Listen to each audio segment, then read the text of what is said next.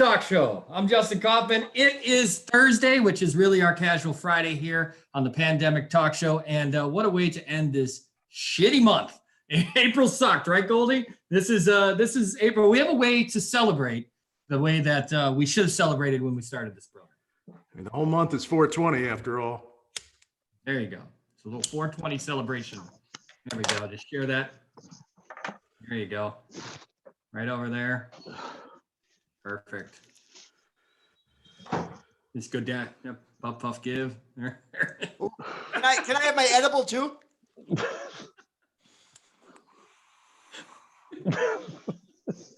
And then grab this. Here we go. All right, I got mine made out of apple core. Nice. Hey, you know what? It's the Pandemic Talk Show live right now. Hey!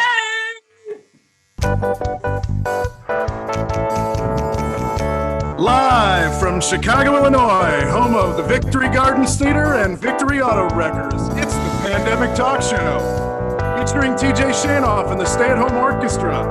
Today's guests from Showtime's Black Monday, Horatio Sanz.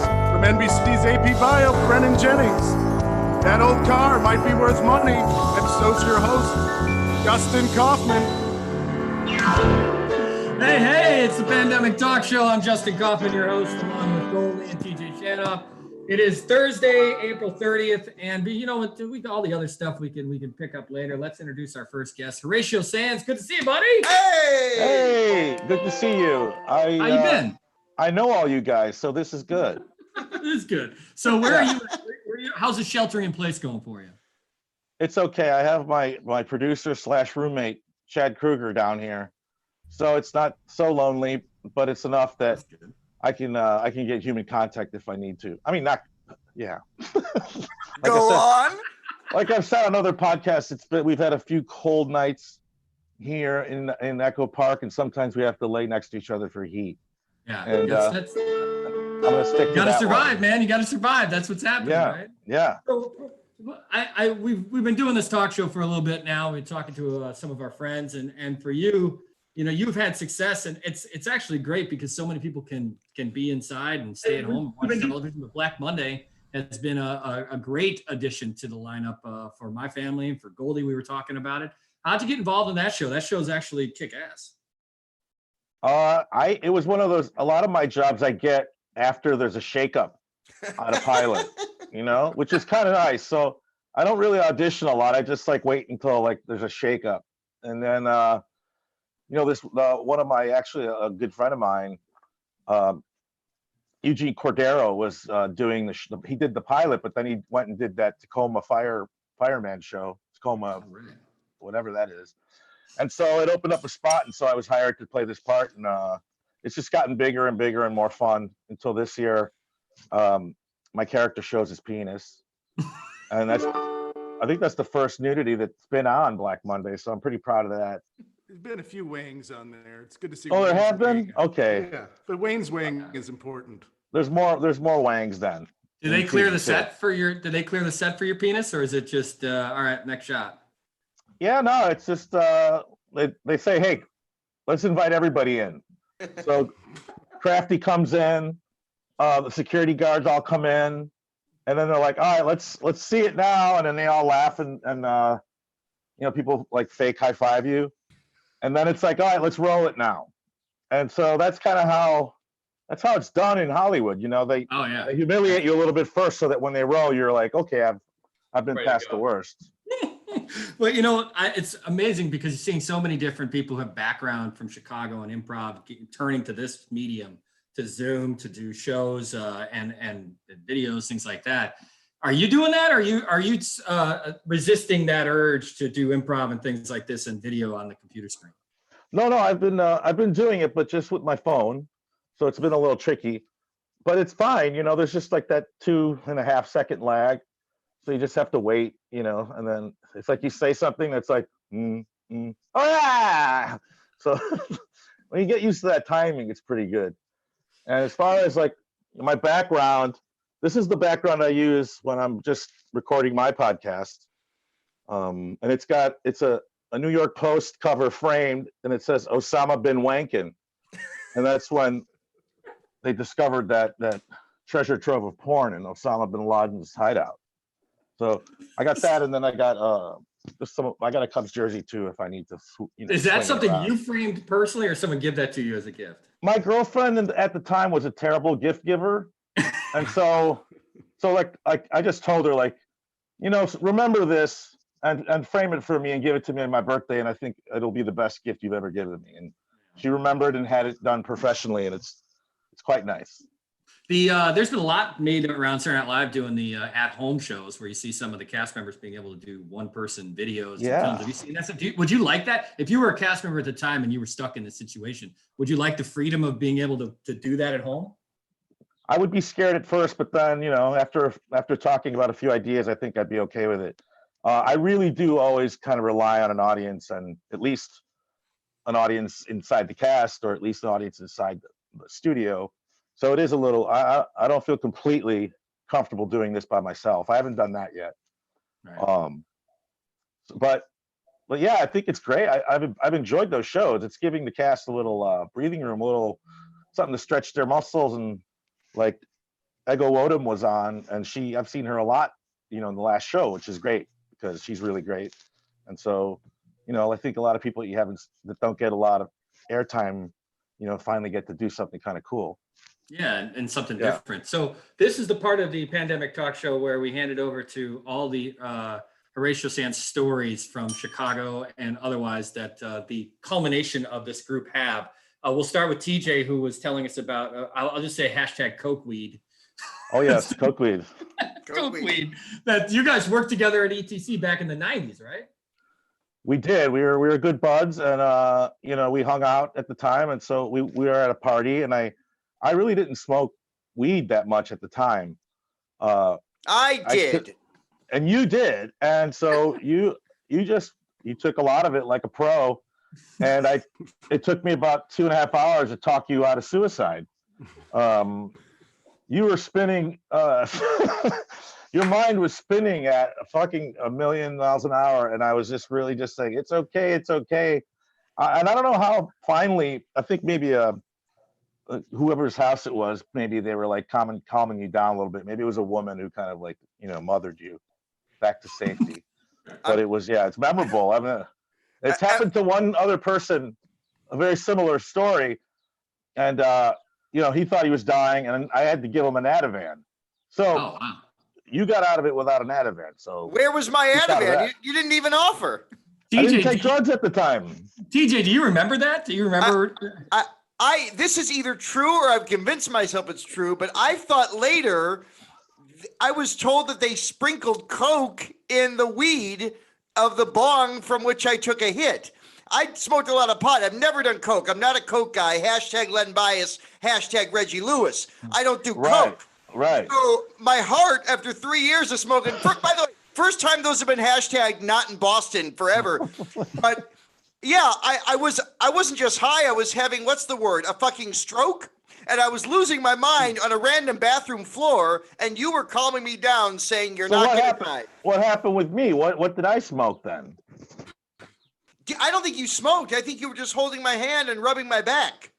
Oh. Telling me it's all going to be okay. And it wasn't. My life's been a mess ever since. So you lied to me. Yeah. So someone was smoking cocaine out of a bong, left remnants, and you were the next guy to take a hit, and you smoked up a bunch of cocaine. You freebased. I think I was an early freebaser.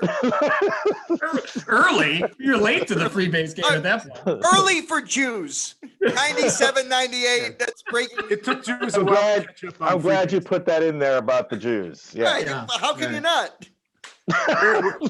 Very popular. Asterisk, Jew. Wow. But we also went to go see, there were 8 performances of a musical Yoko Ono produced about John Lennon that featured no Beatles songs because I guess Yoko didn't think the Beatles were integral to the John Lennon story. And we went to go see that together in New York. And I remember, because you're a huge Beatle fan too, I remember both of us hating it, every minute of it. Yeah, we didn't know we were both going at the same time. No, we ran into each other at intermission. I think we were both getting a drink. Yeah, you had to have a few drinks for that one. suffice it to say, it's John Lennon songs. There's like 9 people playing John Lennon, a black woman, East Indian guy, an old lady. It's just like, all right, enough already. I've seen it. I would rather just YouTube, pictures of John Lennon beating his wife, and just listen to my favorite Beatles songs instead of this shit. So we were both very disappointed. Oh man. So it's true. So both true stories, I guess. Yeah. Now we're past the stories point. Now I think we should transition to because everybody in this Zoom could probably attest to their story of getting fired from Second City. I feel like that's like another thing that is consistent with all you guys. Yeah. So this is going to be a long one, but I'll try to make it fast. We're all day.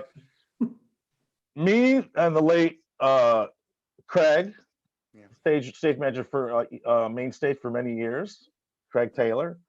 He, me, and a couple of waitresses, and maybe a busboy, we're all drinking at Last Act, then McManus, and then it closes. So we go back into the building to drink at a bar, and Craig Taylor knows how to break the taps and knows how to get in and everything. He has the keys. And in fact, he had supervised someone putting in security cameras like 2 weeks earlier. So we knew this, and we were like, it's going to be fine. They'll see us on camera. They'll be like, what the fuck, you guys? And then they'll be it. But people got drunker and drunker. And then we went up the stairs in the back to a huge, like a Broadway musical sized event that was it wasn't going on, but there was like a show that they were having up there that kind of bombed. Remember that? Song of Singapore. It was one of those dinner theaters where someone was like, dinner theaters are big now after Tony and Tina's. Tony and Tina's was like, let's Song of Singapore, whatever. Here's $3 million. So you go up the stairs, you're like, holy fuck, there's a ballroom they've built here, like 1945 era ballroom. And the show was closing, so there was just like racks of beer and not racks of liquor. And because people were drunk, people grabbed some of that liquor. And the next morning, they called us, everybody, like, you guys, what were you doing? You broke in, you were stealing from Song of Singapore. Now, they're like, what the fuck? What kind of thing is that? Our neighbors in the building, you guys are fucking stealing their liquor. And I'm like, listen, I didn't take any liquor. If you watch the video, you'll see that I kind of passed out at some point on the bench right there in Second City. You can see I don't leave the building with bottles. Someone else did. I'm not going to say what, who, why. But the next day, I'm like, oh yeah, man. Kelly, of course, Kelly, my boss. I was like, yeah, man, we knew we were on camera, and we went up there to check it out, and he's like, well, someone stole liquor. So I'm like, oh, well, that's fucked up. I didn't do it. And so he called us all in, and then we had to go meet Andrew Alexander, who I've talked to, of course, but we had to go meet with him. And so all of us that were drinking, Aaron Carter, not Aaron Carter, Aaron, our stage manager of ETC. Aaron Carney. Aaron Carney. So he was in there too, maybe not a busboy, like I mentioned earlier. So we go talk to Andrew Alexander, and he's like, we want to send you guys to rehab. We'll take care of your, like, what you would make. We'll set it all up. There's a place in Minnesota. And so, but before this all happened, we met at the bar, and we're like, listen, whatever you do, don't accept going to rehab. You knew it was coming. That's how bad I knew it was coming. Yeah, I know it was coming. I'm like, don't accept these terms. So me, Aaron, we both go in, and we're like, thank you so much, Andrew. And I know that there's been a lot of death surrounding this place, and we're going to be a little better. And I'm going to take it easy and be more professional. But I can't take your offer to go to rehab. So, all right, we should go. I'm like, I'm sorry, I really can't. And so Aaron does the same, and the waitresses, I guess, do the same. And then Craig Taylor goes in there, and he's like, all right, I'll go. So Craig had to go to rehab and dry out while we were still drinking. And then when he got back, of course, he was still sober. And we were like, come on, man, have a drink. And like fucking around. He's like, fuck you, man. Get on it. So it was just with Craig, that was just a funny little wrap around there. But yeah, we did get suspended, and I did go to Toronto, Second City, and do a setup there because I'd never been during my suspension. But after that, we came back, and it was all great. You got SNL like a month or two after, I seem to remember, right? Did SNL happen pretty quickly after you came back? I think they were like, this is it for you. We're watching over you. I want to say there was a show that we wrote after, right? I don't know. Maybe it was the same year. Let's say the same year. Okay. So luckily I got back into the routine. We wrote the new show, and then that. So I guess that would be 1997, and I got hired in 1998. It's amazing that I could just do a podcast, just people's stories about getting fired from Second City. I feel like that's always interesting at some point. I wasn't fired by Second City though. You're suspended. Scott's been fired a couple of times, TJ too. So they've got fired twice. Oh, yeah. And hired 3 times. That's not a bad thing. I think Chad's been fired twice too. I'll take the over on Chad. 3 times. Right, got fired 3 times. So I remember the second time I got fired, I ran into Jeff Garland at the Starbucks. He goes, "Man, that was a great show." And I go, "Great, they're going to fire me Tuesday because they don't want to ruin my holiday weekend." He goes, "That's terrific. I got fired 3 times." Everyone's getting fired. So at least you got suspended there. The show is Black Monday. Watch it on Showtime. And of course, you can see Horatio Sanz everywhere, his podcast and other places. Raj, awesome to have you, man. And thank you so much for being on the Pandemic Talk Show. Appreciate it. Hey, Justin, guys, hold on. Before we go, Raj, do you want to do the dream song, the 15-minute dream song?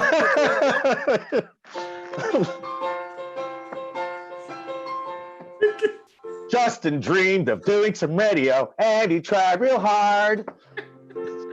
Then we all said, "Let's do it. I'm fat and I'm lardy." Don't forget it again. I love that you remembered that. That's great. It's only 23 years old. 23 years old. How Yeah. about that? Horatio Sanz. Great Love to see you, you, man. Raj. Thanks for being on. Don't forget, we created the dream song with Mick. That's you, Mick, and Jeff Richmond, and that was your cast. Yeah. Thank you. Include yourself in that just for fun. I had nothing to do with that. I can't. Thank you, guys. Sanz. Great to have you, man. Love you, Raj. How about that? Always Love great, you, buddy. man. Always great. That's fun.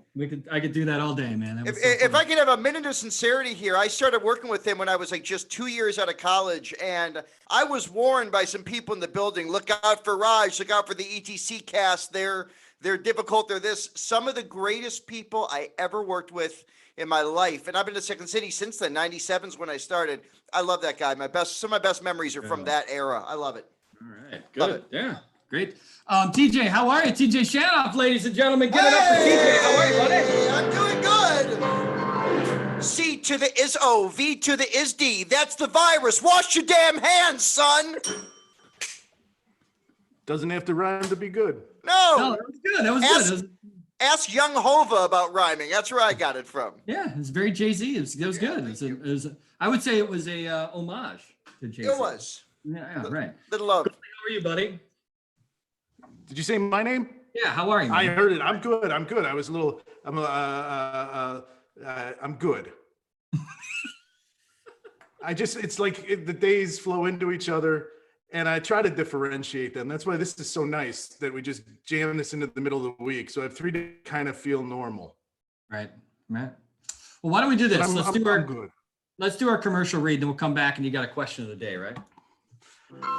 That's right. We have a commercial read and a question of the day. That morning, the 420 break got me good. Okay, commercial read number 1. Are you wondering how to support unemployed service workers in these hard times? If you don't know how to give directly to your favorite service from your regular spots, go to chicagoservicerelief.com for a list of fundraisers of local service workers.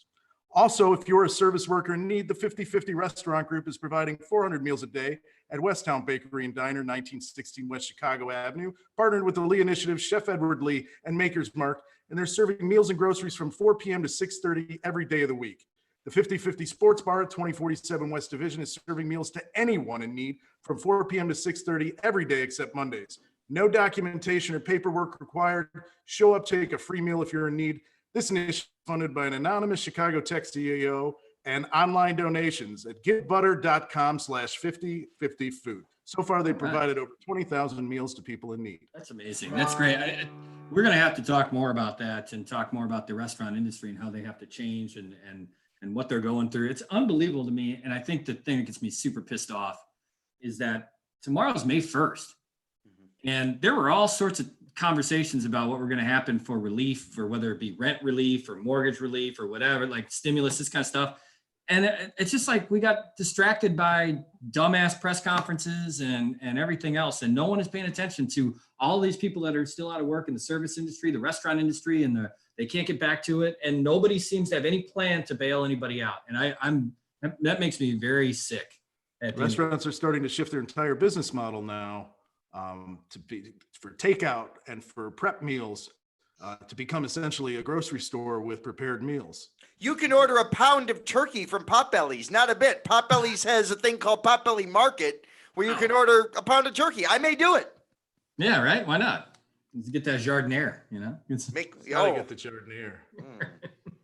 Or they do the hot peppers, right? It's a little different, but I have the question of the day. Yeah, what's your question of the day? Just gotta ask the question of the day before I forget. Damn 420.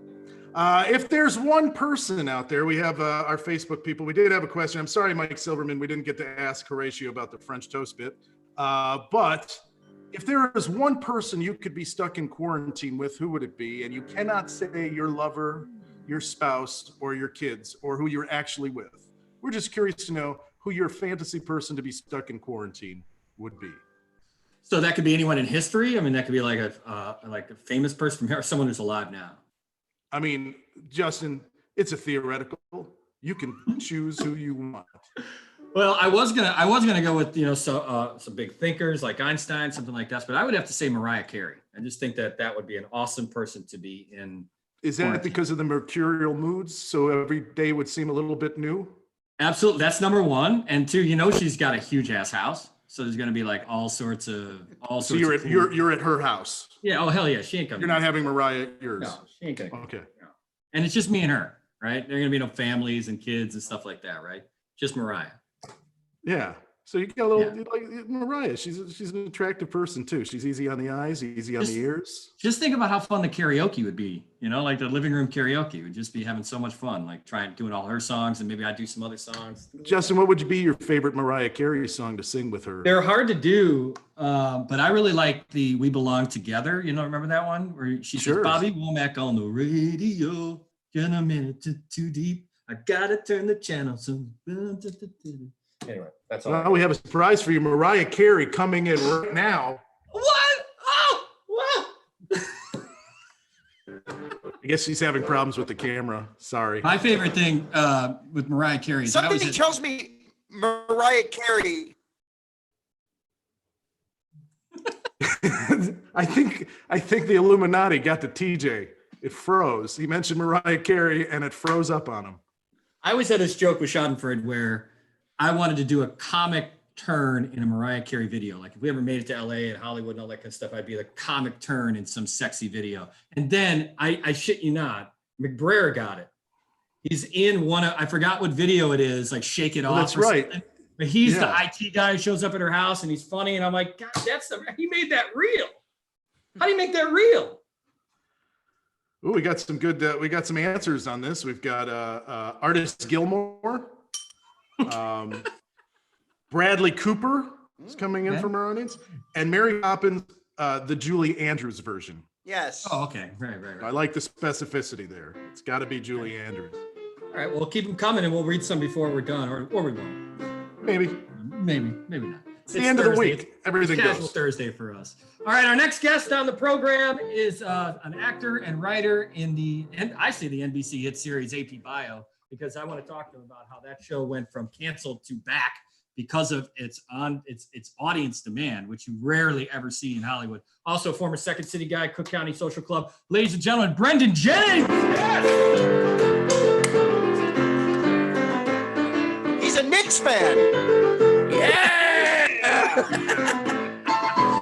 What's up, everybody? Hey, let's go, Knicks. How's that documentary going for the Knicks? It's a real strong one, right?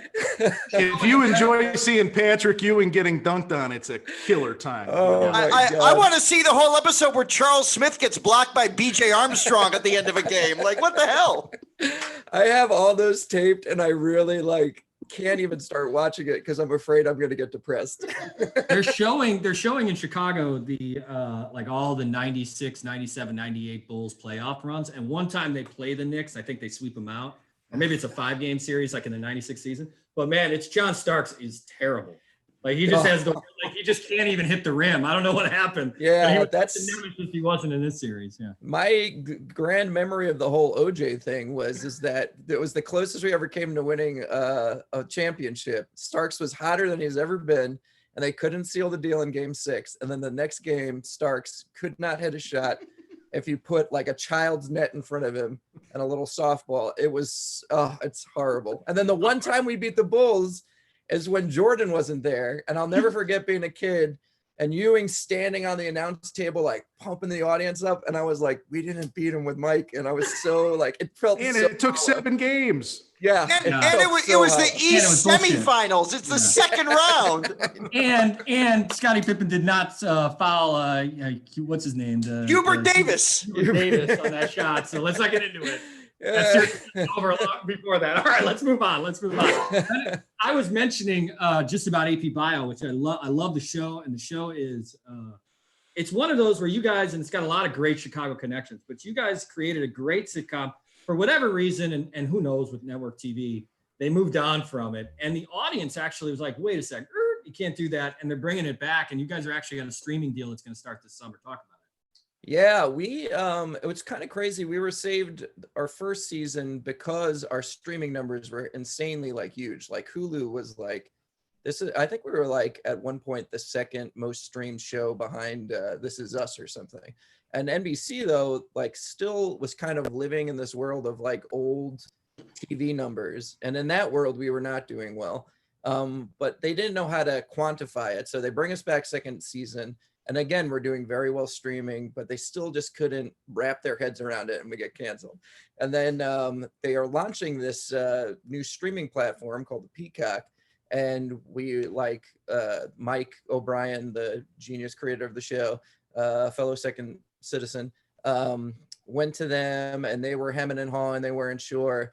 And then Pat and Oswald, our amazing principal Durbin, went online and posted about how upset he was about it. And then all of a sudden there was this huge online uproar, which was amazing. It was so cool to see and be a part of.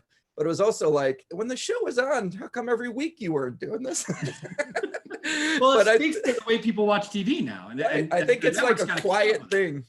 Yeah. It's a quiet personal thing, and you love your show, and the way you show support is by clicking and watching it. And that was pretty amazing thing to see. Like on a daily basis, there was just all these like tweets about it. And the fact that we got saved is amazing. And we went all out for this season 3.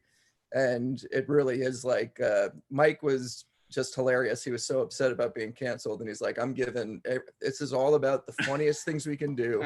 He didn't care about storylines, notes. He would be like, okay, let's get that note in there and make sure it's hilarious. So it's going to be amazing. And there's so many great Chicago actors and writers that are involved in the show. Does that help at the end of the day? Is when you guys all get together, does that time that you spent together in Chicago make it easier, shorthand to get to the jokes? It's really the best. This is my first writing job. I really had no desires to be in a writer's room. I was actually kind of nervous about doing anything like that and always thought, just give them the funny faces, baby. That's what I'm here for.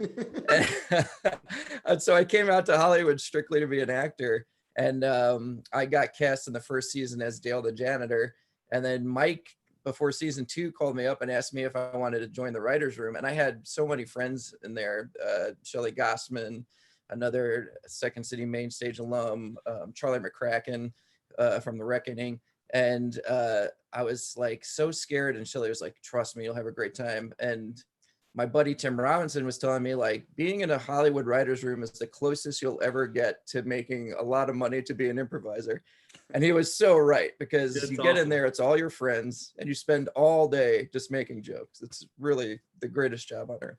Now you went to Hollywood, and you have success, and that's good. But the storyline has been your son. who had more success by going on The Price is Right. But you tell that story. Your son actually won on The Price is Right. What? Yeah, the golden goose. This kid like is a miracle. My wife had always wanted to be on The Price is Right. And I was the same. I grew up Bob Barker. If you were sick at home from school, you watched The Price is Right. It's the greatest thing on earth. And they turned out like, I haven't seen it since Drew Carey took over, but I guess now they do more theme stuff. And so they're doing a week of kids on The Price is Right show. And my wife saw that they're filming on a Sunday. Normally they only film Monday through Friday. She's like, they're filming on a Sunday. It's a middle school week. I'm going to take my son, Aiden, and my son Aiden has this kind of cool swoopy haircut and he's got these like little cheekbones and stuff. And every time we go somewhere around here, like we have been stopped by people who were like, here's my card. If he's ever interested in anything on TV. While my other two kids are like, huh? So they go to the Price is Right taping and they go through all the crazy Price is Right stuff. And they're sitting there and my wife is kind of playing it out in her head how it's going. So the first kid called up, if you see this episode, is like a little redhead kid. And my wife's like, well, that's it. The redhead kid spot is filled. Then they called up a bunch of boys and she's like, they're not going to call another boy. They're all end up being sixth graders. She's like, they're not going to call up a sixth grader. But out of nowhere, they say, Aiden Jennings, come on down. He comes rushing down. He instantly gets on stage and then he plays for $10,000 where he had to guess grocery prices on like a bunch of stuff. And he nailed it. He nailed it. Yes. I mean, some other kid on that show won a trip to the Wisconsin Dells. His kid won 10 grand. 10 grand. So does that go into his bank account, or are you like with that? There's a fee. There's a commission on that, son. I forgot to tell him about all the rent he hasn't paid. It's kind of funny, like we were TJ. This is I miss the Shanhoff little piano bits. You're the only one. Brennan, he's been doing them since '78. It's been my joy to be around these piano bits my entire life. Same bits in '78. Same bits. I can't tell you how many amazingly painful corporate improv gigs I've been on, where just out of nowhere, in the corner of your ear, gently, TJ does a small keyboard bit, and it just saves the day. Just real quick, sorry, I'm having. Are you guys having a technical issue with Zoom? Something's weird. With Zoom. I don't know what it is, but I'm not sure. Well, anyway, we'll try to figure it out. Brendan Jennings is our guest, and he is on the program, of course, actor and writer for AP Bio.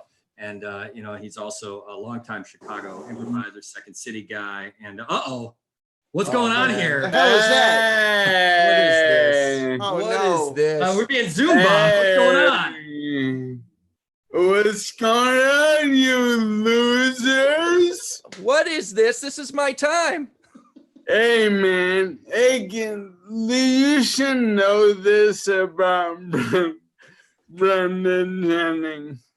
I did 300 shows with him. When he found out I had an incurable disease, you know what he said? No. Nothing. He's a monster, all right? Hey, quick question. Wait a minute. This isn't a bit. I thought you were just doing a real long bit, Michael. Dude, fuck yourself. Real quick, are you the TJ from the Sonic commercial? I'm the TJ from Cloverfield. Oh, from Daredevil? You got alopecia too? Hey, do you guys know how Brendan Jennings lost his eye?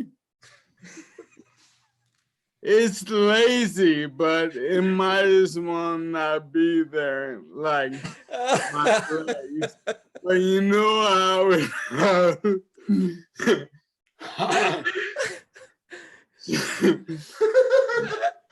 Chicken fingers.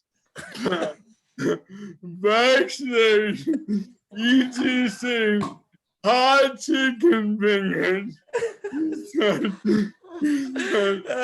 He's such a fucking pig.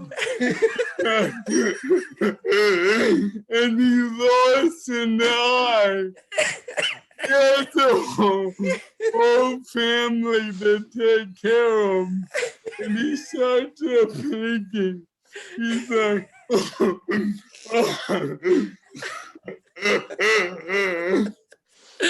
I'm glad we can facilitate this reunion.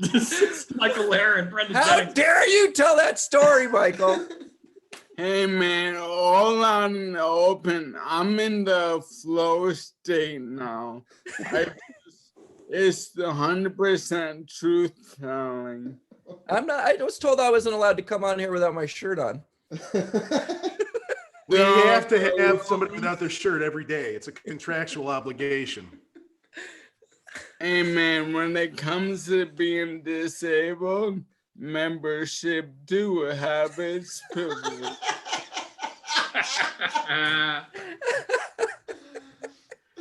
It is a good look, Michael. It is a good look, man. You look good. I look hella good, man. I'm still Hollywood as fuck. I'm the next RJ Might up in this bitch. There it is. Well, you're our first Zoom, Michael Lair. You guys were on stage together, right? You guys were at one point. Yeah, I love this man. Yeah, we wrote an ETC show together, but I've known him forever. I used to go watch his one-man shows at IO. He one of the most insane human beings on earth. His shows were legendary. Thank you, man. And you're a legend. And, you know, like, we have one of those rare improv long friendships where there's never been anything ever shitty between us. You know, like, Nice. there was never, it was, you know, people I love, it was shitty for years at one point. Yeah, I mean, it's almost impossible not to have been in a beef. I think like Goldstein can't walk into certain bars anymore. There's like two. Take the over. Scott, I love this shirt. Thank you so much. You're welcome. I'm a That's big a good fan of looking shirt. America's #1 ALS comedian. Yeah, I'm hey, I got my application in that America's Got Talent. So if I go on live, it's time to troll the world, girl. Well, Michael, it's great to have you, and of course, Brendan Jennings. Both Yeah. the first time the pandemic show has been Zoom bombed, which is great, and I couldn't be happier that it was you. So thank you. Justin, really quick. I have a Horatio story I just learned that is amazing, real quick. My son, who's 21 now, he came to ETC when I was on it, and he may have been 13, 14. He told me he found one of Horatio's old porno magazines in his locker. First time he ever saw and later that night, first time he ever masturbated. The best Horatio story of all time. That's It's a amazing. magical day. It's a magical day. There you go. Wow. All right, Michael, thanks so much. Brendan, thanks so much, man. Thanks, guys. Want you guys back. Watch AP Bio, of course, which is on the streaming network Peacock, would be coming up this summer. And Brendan is always welcome back. And we got to have him back to talk more since we let Lair hijack his time. But follow Michael Lara too, who really is the #1 ALS comedian in America at this point. That's our show, Pandemic Talk Show. I'm Justin Kaufman for Goldie, for TJ Shanna. Have a great week. We'll be back on Tuesday. Tuesday, we got Ryan Dempster, former Chicago Cub. He's going to be our guest. And later in the week as well, poet Iman Lorenz. So we've got a big shows. We got awesome shows next week, Tuesday through Thursday. Again, have a great 4-day weekend. We know we will. Fuck off April. Let's go May. See ya.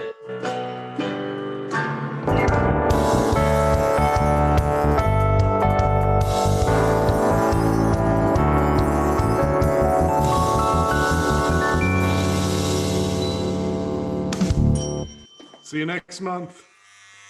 We done?